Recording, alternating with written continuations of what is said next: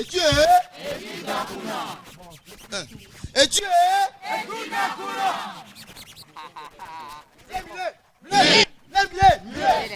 Milé. Waouh. Alors, est-ce que vous avez aimé? Vous avez vu ça? C'était la danse du corps. Voilà une stratégie qui a été développée par l'un de nos points de mage, le mage Cotonou, afin d'utiliser une autre façon de parler des sujets de la santé de reproduction, des 7 composantes carrément. Vous n'avez vu qu'une étape, qu'une seule composante qui aborde quand même la violence en quelque sorte. C'est une stratégie qu'on utilise avec les personnes sourdes, les sourds-muets en fait dans les communautés pour montrer quand même que le message doit passer à tous les niveaux et qu'il y a plusieurs stratégies quand on veut parler des 7 composantes de l'éducation à la santé sexuelle. C'est également quelque chose que nous faisons lorsque nous organisons des mobilisations sociales ou des activités en stratégie avancée où il y a des offres de services pour inviter la population à venir également recevoir des services en santé de reproduction. Donc, voilà, ce fut un plaisir pour nous de partager cela avec vous. Nous espérons que vous avez aimé et vous avez dû le remarquer, les jeunes du mage, ils ont toujours beaucoup de choses à donner. Et vous en donneront davantage tout à l'heure. Merci. Achakpoji! Achakpoji! Merci beaucoup. Merci,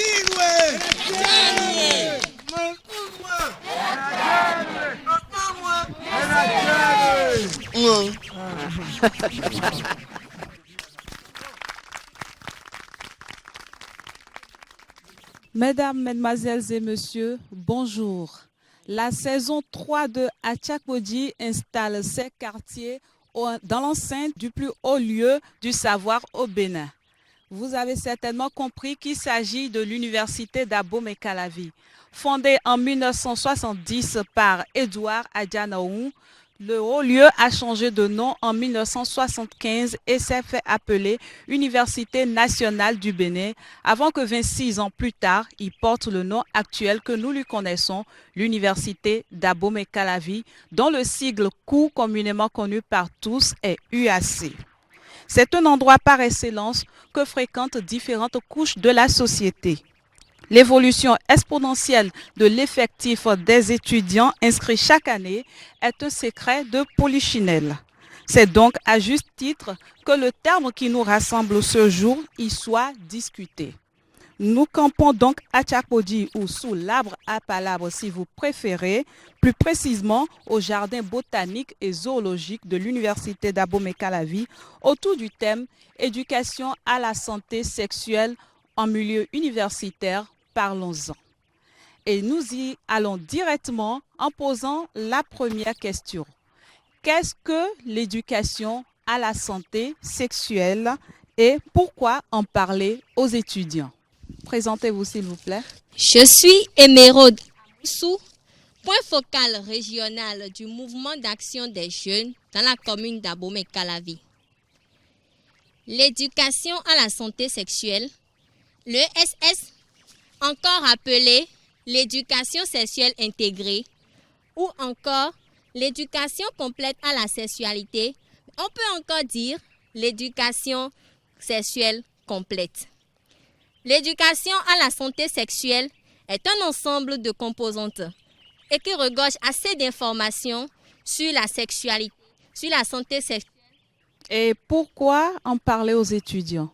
La majorité des étudiants, ce sont les jeunes.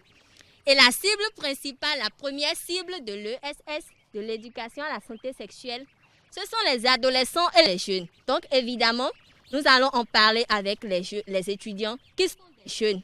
Voilà. Merci.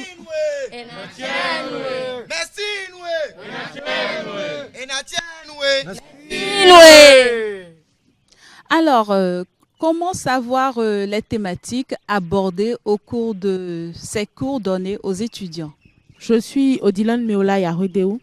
Les composantes abordées en termes d'éducation à la santé sexuelle ou éducation complète à la sexualité, elles sont au nombre de 7, mais abordent pour la plupart des questions qui touchent réellement les jeunes, à savoir la santé sexuelle de la reproduction et les infections VIH-Sida, les questions de genre, les questions de violence, les questions d'épanouissement, de plaisir relatifs aux jeunes et à leur santé sexuelle et les questions de rapports interpersonnels, c'est-à-dire les rapports entre les parents, les enfants, notamment le dialogue parents-enfants, les rapports entre les jeunes et adolescents eux-mêmes dans la communauté, les rapports professionnels, tout ça pour les préparer à la vie active, à mieux interagir, ne pas se laisser influencer, par exemple, par la communauté, la vie de la société, vraiment faire passer avant tout la question de leur épanouissement personnel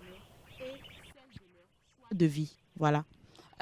Vous avez fait une belle présentation, mais pour toucher les étudiants, vous avez dû mettre en place des stratégies. Lesquelles? Les stratégies qui ont été mises en place pour toucher les étudiants sont nombreuses.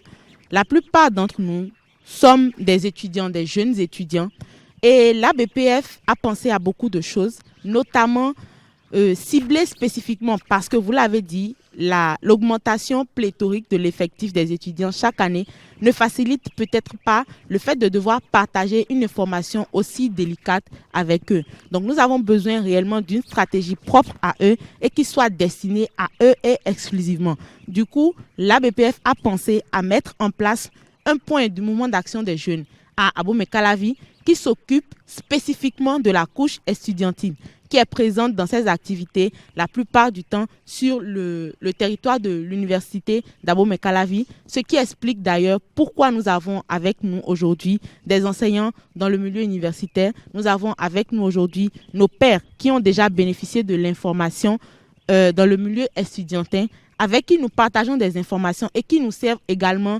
de porte-voix pour nous aider à toucher d'autres personnes, à amener d'autres personnes, d'autres étudiants qui n'ont peut-être pas encore saisi le bien fondé de la chose pour venir bénéficier de l'information. Merci beaucoup. Nous avons constaté ici la présence de plusieurs jeunes, plusieurs étudiants, certainement qui font partie de ceux-là que vous avez eu à former, à qui vous avez donné des cours. Et là, maintenant, nous allons leur passer la parole pour savoir, pour qu'ils nous donnent un peu des témoignages, qu'ils nous disent ce qui a été favorable pour eux quand ils ont suivi les cours avec vous.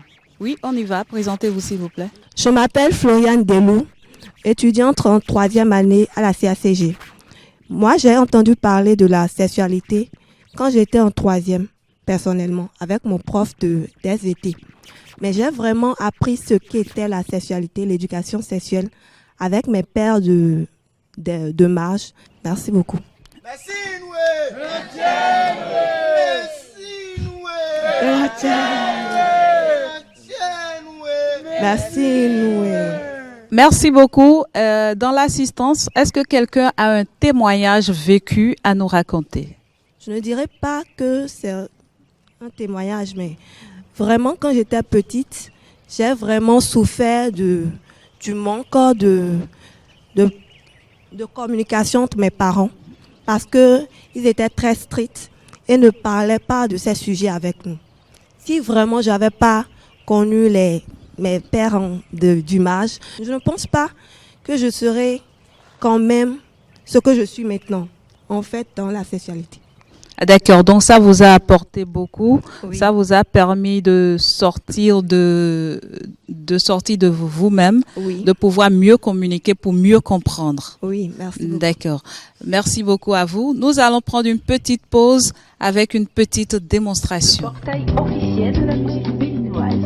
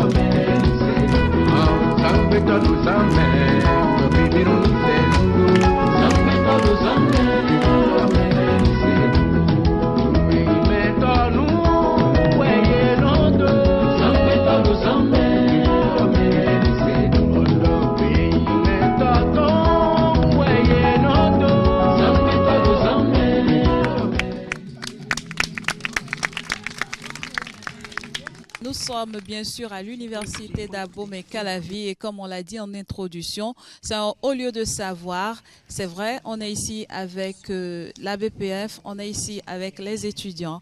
On est également ici avec l'ambassade des Pays-Bas dont l'ambassadrice est à nos côtés.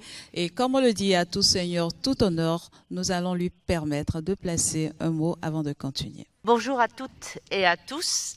C'est vrai que chaque fois que je suis dans l'université, je sens le poids de l'histoire. Pour mes collègues et aussi pour les étudiants de la BPF ou les étudiants de l'université, l'université de Wageningen et l'université d'Abomey-Calavi ont des relations ensemble depuis les années 80. Et cet arboretum, mais aussi il y a à côté d'ici un très beau herbarium avec toutes les plantes du Bénin qui sont cataloguisées. Vous pouvez aller les visiter.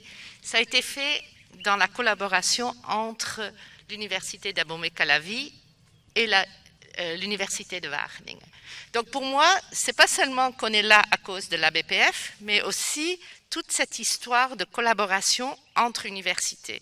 Il y a beaucoup d'étudiants qui sont partis aux Pays-Bas, de Abomey-Calavi, faire leur master à Wageningen et qui sont revenus, surtout avec la faculté d'agronomie, mais aussi la faculté de sociologie. Il y a énormément de relations et j'en suis très fière. Je suis peut-être encore plus fière du mouvement d'action jeune Les Mages, dont je suis une petite mère ou grand-mère de mages. Mais c'est vraiment, chaque fois, je suis émue quand je vous vois, je vous écoute, comment vous travaillez avec et pour les jeunes, avec et pour l'épanouissement des jeunes filles, l'épanouissement des jeunes garçons, pour que vous puissiez faire un choix dans la vie, pour que vous pouviez prendre votre vie dans votre main, pas seulement la sexualité, mais aussi le savoir, pouvoir vraiment aller vers vos ambitions en plein épanouissement. Vraiment, je suis toujours très heureuse de voir le travail de l'ABPF et des mages dans chaque fois que je vous visite. On était la semaine passée ensemble à Dangbo, maintenant on est ici à l'université. C'est toujours une combinaison d'informations, de service, d'accompagnement de pair à pair, et je pense que c'est une très belle stratégie. Je vous félicite pour ça. Mage, mouvement d'action des jeunes. Mage, mouvement d'action des jeunes. Mage, éducation, sensibilisation, plus tard, plus sûr. Plus tard, plus sûr. Plus tard, plus sûr. Et les grossesses non désirées. Écartées. Et les avortements clandestins. Écartées. Et les VIH. Écartées. Et les IST. Écartées. Comme. Écartées. Comme. Écartées. Comme. Écartées. Comme. Écartées. Sibio. Sibio. Ça. Sibio. Sibio. Sibio. Cricata le mal. Cricata le mal. Cricata le mal. Feu. Boum. Feu. Boum. Feu. Boum. Et l'amour est là. Ça, c'est magnifique. Ça, c'est bon. Merci beaucoup. Merci beaucoup, Madame l'ambassadrice des Pays-Bas après le Bénin. Et à votre suite, nous allons donner la parole au corps enseignant. Nous avons un enseignant avec nous ici parce que nous ne pouvons pas être à l'université d'Abomey-Calavi pour discuter d'un sujet aussi sensible vu qu'ils prennent, ou du moins que les enfants, les jeunes, leur sont envoyés pour la formation en des milliers par an. Et du coup, nous avons la personne habilitée pour nous accompagner sur le thème qui est éducation à la santé sexuelle. Donc, nous invitons le professeur en sociologie à prendre la parole. Bonjour, Madame l'ambassadrice. Merci de l'opportunité et de l'occasion que vous m'offrez de discuter d'un sujet aussi sensible avec une couche qui est aussi la couche concernée. Merci aussi de l'opportunité que vous offrez à l'Université d'Abou-Calavi d'abriter ces événements. Vous savez, moi j'ai l'habitude de le dire, l'université est un haut lieu de savoir, mais c'est en même temps un lieu d'expérimentation. C'est un lieu de brassage où chacun, à divers niveaux, vient avec sa culture, vient avec son éducation, vient avec tout ce qu'il sait faire.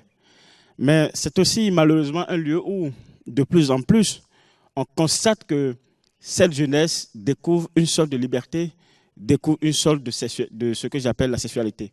Pourquoi? Je m'explique. Vous savez, de plus en plus à l'université, nous avons affaire avec une couche très jeune, que je qualifie parfois de très naïve, parce que enchâssée, parce que je dirais embrigadée par la famille, par les parents, et qui ne parlent pas souvent du sexe avec eux.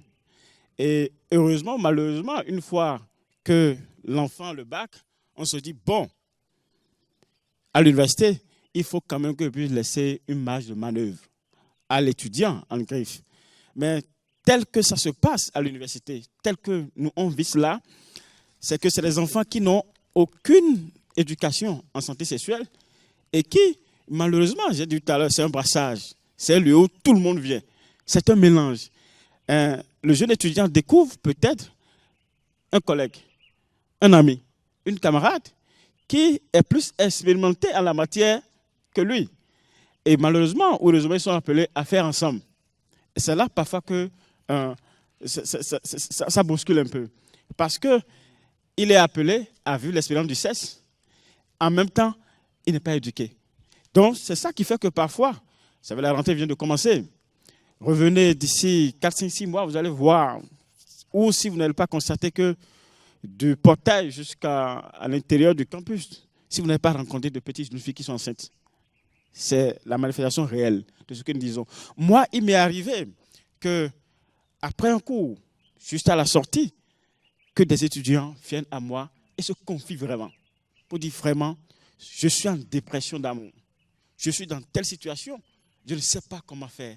Et là, dans ces conditions, qu'est-ce que moi, je fais? Je conseille, je discute. Il m'est arrivé d'aller même au domicile des étudiants. Parce que ce que ces étudiants évoquent, ce qu'ils vivent, je constate ou je fais un feedback à moi-même, je dis, si je m'arrête seulement à ce que je viens de dire, d'échanger avec elles, ça ne va pas suffire. C'est ça qui motive parfois que moi je fais une descente. Mais avec les situations qui courent à l'université, ça on doit pouvoir le dire, avec tout ce qui existe comme tests et lois, il faut avouer que chaque enseignant a peur. C'est pour cela que je salue l'action de MAGE et tout ce qu'ils font.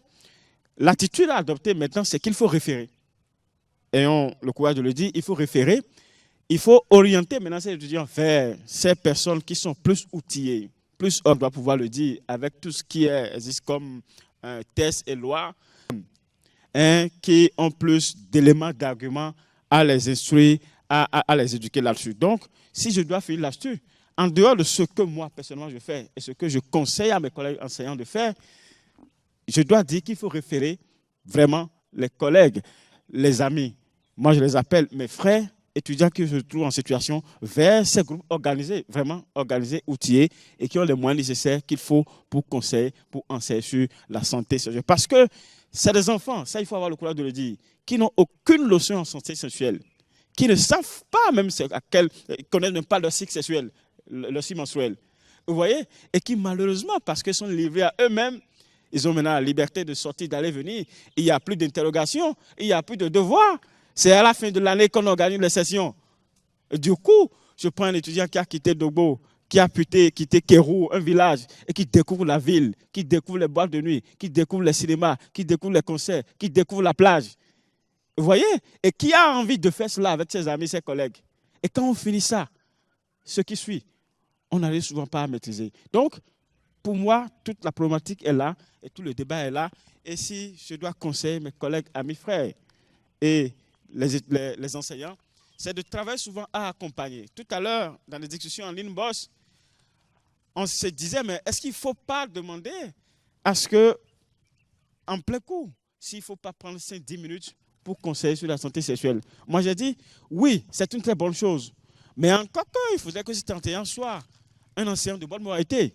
Il faut que l'hygiène morale de cet enseignant lui permette de conseiller, de dire cela. J'ai en face de moi des étudiants. Si, ils peuvent en témoigner, hein, si tout le temps j'ai passé ma vie d'enseignant à harceler, à être un prédateur, et puis c'est moi maintenant, je suis un porteur de message, je ne suis pas convaincu que le message peut passer. Vous voyez, malheureusement, c'est le problème que nous avons aussi. Donc, il va falloir qu'on trouve les vrais, les bons grains, afin qu'ils puissent porter ces messages et qu'on trouve effectivement 5-10 minutes de créneau pendant le cours pour conseiller, pour orienter. On ne va pas dire que c'est mauvais, on ne peut pas dire que c'est nul, mais ça va toujours contribuer à aider quelqu'un parmi tout cet ensemble. Merci beaucoup. Merci beaucoup, monsieur. Merci beaucoup, professeur. Merci pour votre intervention qui recentre le débat et qui nous amène vers nos jeunes à répondre à certaines questions ici. Alors, à chacun qui est assis, je voudrais demander à quel moment de votre vie avez-vous connu la sexualité? Bonjour, chers tous. Je suis Samuel Sosavi. Moi, j'ai connu plus la sexualité en classe de 3e. Lorsqu'on nous parlait des cours de biologie. Sinon, déjà, depuis l'adolescence, vous saviez, avec les parents, vous ne pouvez pas parler de sexualité. Ce n'est pas possible. Surtout, nous sommes en Afrique et au Bénin. Donc, c'est à mes 16 ans, quand j'étais en 3e, que j'ai entendu parler de sexualité. Et surtout de sexualité reproductive. Je peux aussi dire qu'avec les jeunes du MAJ, j'ai eu beaucoup de connaissances sur cela. Et je crois que je vais m'y donner à fond. Parce que c'est une opportunité pour nous aujourd'hui de comprendre tout cela et de vite donner des conseils à nos jeunes frères, déjà dès le bas âge, de connaître un peu plus sur la sexualité. Merci. Vous venez de dire à l'instant que c'est en 3e que vous avez connu la sexualité. Mais quand on vous suit, c'est à travers les cours de SVT. Mais vous-même, la sexualité, vous y êtes passé quand? Et quels ont été les obstacles rencontrés? Je peux dire que je suis d'une confession religieuse. Je suis évangélique. Donc déjà à la maison, c'est pas facile de parler avec les parents. C'est pas facile de parler avec les parents. Donc, je peux dire que ça a vraiment été une grande barrière pour moi. Moi, sérieusement, j'ai commencé à parler de sexualité avec mes parents quand j'ai eu le baccalauréat. Parce que tu peux pas parler de sexualité. Moi, j'avais perdu très tôt mon père. Donc, me voir en train de parler de sexualité avec ma mère, c'est difficile. Surtout que le garçon est né encore. Donc, il est très difficile. Donc, si ce n'est pas des conventions religieuses comme nous qui sommes des évangéliques, où on dit il faut aller au sexe après le mariage, c'est tout ce que nous avons seulement dans nos têtes. Donc, je peux dire que parlant de sexualité véritablement, c'est après le bac que moi j'ai commencé à pu discuter avec les parents. Sinon, pour la première fois, j'ai seulement entendu parler au cours des étés en 3e. Merci, c'est tout. Merci beaucoup. Est-ce parmi nous ici, il y a des personnes qui quand même ont eu ce privilège, bien qu'on soit en Afrique et au Bénin particulièrement, de communiquer déjà jeunes des questions sexuelles avec leurs parents? Si c'est Gloria Dakbe. Parlant de la sexualité avec les parents, moi j'ai eu ce privilège de communiquer avec mes parents. Parce que mes parents, surtout mes grands frères, ont envie de parler de la sexualité avec leurs enfants.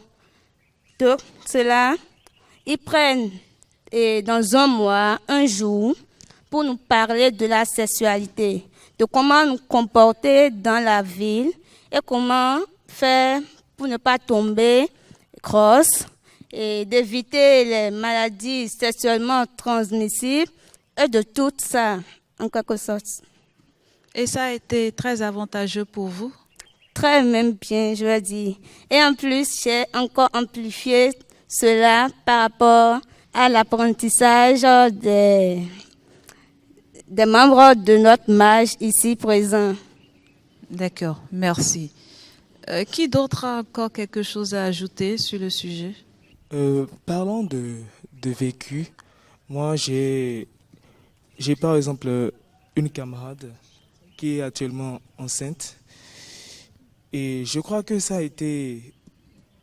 Parce qu'elle, à la maison, parce que j'ai pu discuter avec elle, mais au début déjà, moi, je disais, mais voilà, qu'est-ce que tu as foutu comme ça, déjà à 19 ans, tu es déjà enceinte. Et je l'ai déjà mis à l'écart. Mais après tout, je me suis approché d'elle. Et c'est grâce aux sessions que nous avions apprises que j'ai compris en fait qu'il ne faut pas marginaliser ces personnes-là. Il faut aller quand même vers ces personnes et discuter quand même avec elles. Et de comprendre dans quel état d'esprit c'était avant de tomber là-dedans. Lorsque tu as des parents qui ne sont pas à la maison, papa est homme d'affaires, maman est commerçante, et tous sortent, et vous n'avez pas une éducation de base. L'enfant est laissé pour compte. Et je la félicite même parce qu'elle a eu le bac sans qu'on ait tout cela. Mais je vois que déjà venue à l'université, elle va se dire, bon, je suis déjà dans la belle vie. Donc elle va seulement se confier aux amis. Ce qui fait que cette dernière a eu un petit ami. Ce petit ami a quand même abusé d'elle. Et déjà, elle est déjà tombée grosse. Et actuellement, elle fait une histoire de débat actuellement dans mon école où on dit, voilà, selon les règlements de mon école actuellement, et si une fille tombe enceinte, on la renvoie systématiquement. Même hier, quand j'étais au cours, c'est ce qu'ils sont venus dire. Mais sans savoir, sans s'approcher d'elle quand même, et demander, mais dans quelles conditions, dans quel état tu étais avant de tomber grosse en fait. Et nous, ça nous a vraiment fait mal. Et je crois que la meilleure des choses, c'est d'aller à la base. C'est d'aller à la base. Le conseil que moi j'ai, c'est d'aller vraiment à la base. Et je vais vraiment dire au professeur, n'ayez pas peur. N'ayez pas peur, allez foncer. Si c'est les 10 minutes de créneau, prenez. Donnez seulement. Parce que nous avons vraiment besoin de cela. C'est très important. Les filles sont laissées vraiment pour, comment dirais-je, comme pour elles-mêmes, concret. Les garçons aussi, sans éducation. Parce que tu ne peux pas discuter de sexualité avec tes parents. Ça, c'est en Afrique. Nous sommes au Bénin et nous nous connaissons. C'est comme si tu es en train de manquer du respect à tes parents. En fait, si moi j'ai eu la grâce de parler de sexualité avec maman, après le bac, c'est parce que je quittais Parakou pour venir étudier ici. Et voir que son enfant est déjà un grand, je suis encore aîné, mon père ne vit plus, il faut que je puisse montrer une bonne image du papa. Donc il faut me parler maintenant de sexualité. Et si d'abord j'avais déjà raté la base, même si déjà là-bas j'ai déjà commencé à faire des délires, c'est que ici j'allais plus m'amplifier là-dedans. Donc c'est ce que j'ai à dire. Merci.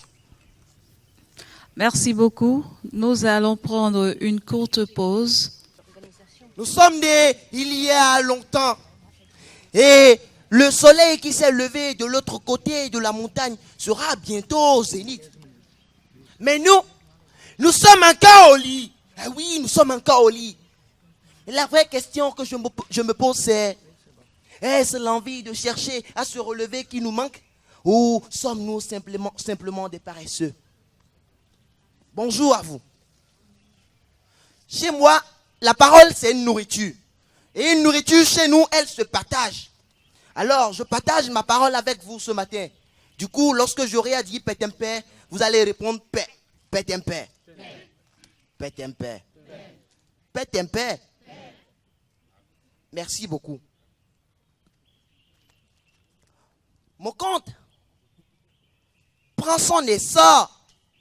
Sort et introduit le royaume de l'UAC. Université d'Abomey Calavi. Mon compte monte, remonte. École la colle du roi, ESS, éducation à la santé sexuelle. Pétemper. Pétemper. Mon compte roule, grouille, groule. École la colle des 7 fils du roi, ESS. Je me permets de vous poser une question avant de continuer. Qui peut imaginer un nom pour les 7 fils, ou bien un nom pour un enfant des 7 fils du roi? Qui peut? Vous? La diversité. Vous avez plus 2 sur votre durée de vie. Les membres de nos ancêtres vous bénissent. Quelqu'un d'autre? Oui? Le genre, merci beaucoup. Vous? La violence, merci beaucoup. Tu es béni. Qui d'autre? Et vous? SSR VIH. Je me permets de taire les autres noms des enfants. Les premiers occupants de la cité de l'UAC, Université d'Abomey Calavi, étaient rien que des jeunes. Le roi ESS, jeune.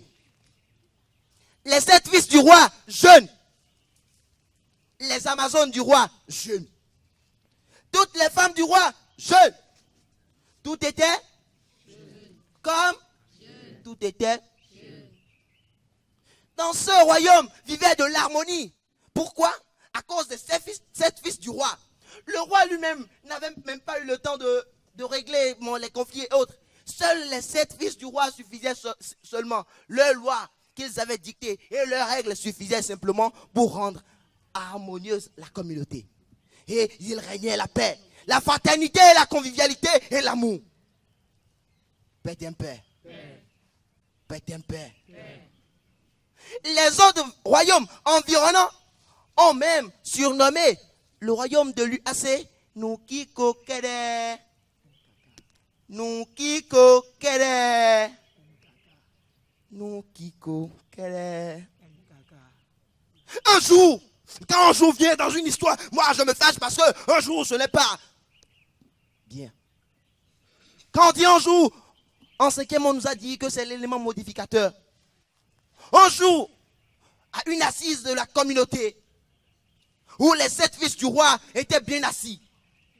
Ils voulaient bien sûr discuter des questions de distribution des terres entre enfants, que vous soyez fils ou femmes. Distribution des travaux ménagers. Et c'est là, s'ils avaient porté un frein aux règles du fils aîné du roi ESS, le Jean. Ils le réclamaient, mais le peuple disait non. Il réclama, il disait non. Et puis le Jean céda. Il céda, qu'est-ce qu'il fait? Il demande à ses 6 autres frères de venir et qu'ensemble ils vont prendre congé du royaume.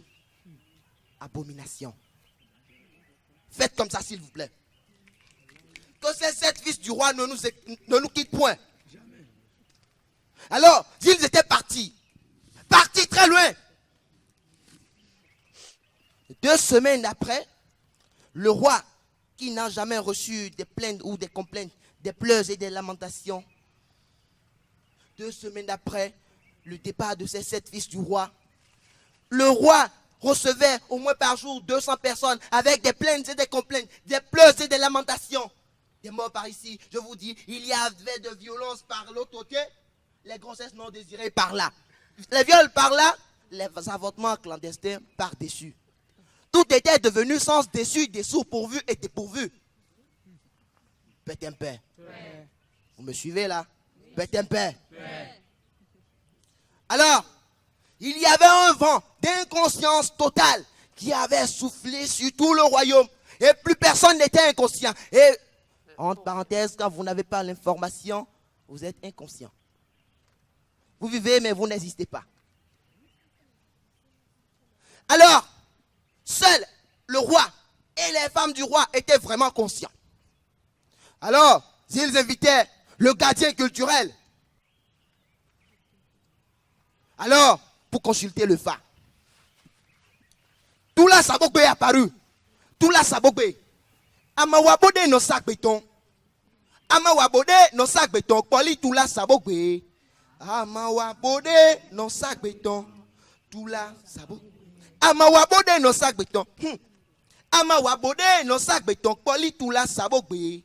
Amawabode no sac béton. Tout là, Sabogbe. Le phare exigeait un fort. Oui, un sacrifice.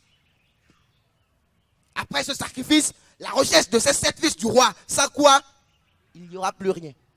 Connaissez-vous la ville de Sodome et de Gomorrhe dans la Bible? Ce sera comme ça désormais. Le royaume de l'UAC. Alors, la recherche était lancée. Et grâce aux membres de nos ancêtres. Connaissez-vous notre ancêtre? Ah, notre ancêtre, c'est la BPF.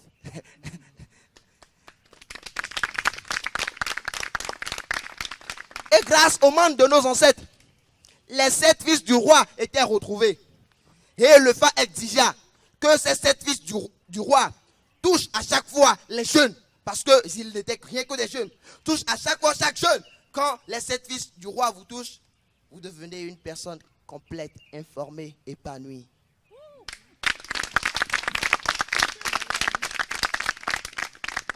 Et c'est là, mon compte prit le lit et s'endormit. Mon compte prit le lit et s'endormit, mais se réveille demain et après-demain. Ah, pourquoi pas après et après-demain. Mon compte est avant tout un compte moral. Jeunes que nous sommes, sachez que ces 7 fils du roi sommeillent en vous. Ces 7 fils du roi sommeillent en nous. Et nous avons l'obligation, c'est une stricte obligation pour nous de partager partout, en toutes circonstances et en tout lieu, ces 7 fils du roi ESS. Merci. Ça, c'est magnifique.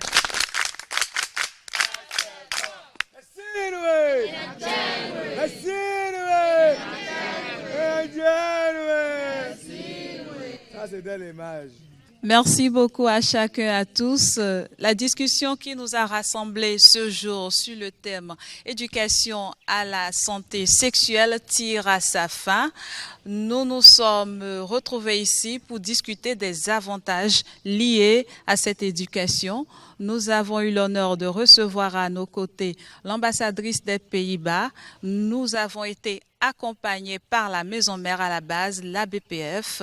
Nous avons reçu les conseils d'un enseignant sur la santé de la sexualité en milieu estudiantine avec les conseils qui y vont avec. Certainement que si nous sommes nombreux aujourd'hui ici en tant qu'étudiants, c'est parce que nous avons bénéficié des cours sur l'éducation de la santé sexuelle et que nous en avons tiré le meilleur, le maximum. Alors, à partir d'aujourd'hui, je pense bien que nous prenons l'engagement d'être les ambassadeurs de cette éducation de la santé sexuelle que nous avons reçue afin que le grand monde soit touché.